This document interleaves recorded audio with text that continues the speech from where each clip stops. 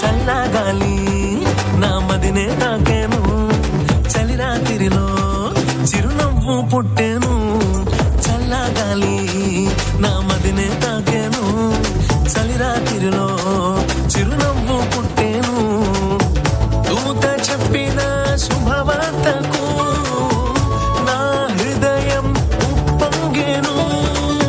దూత చెప్పిన శుభవార్తకు నా హృదయం ఉప్పొంగేను.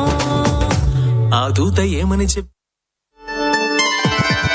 పరిశుద్ధుడు పుట్టేనని పరవశించి చెప్పాను, మహారాజు వచ్చేనని జగమంతా చాటేను.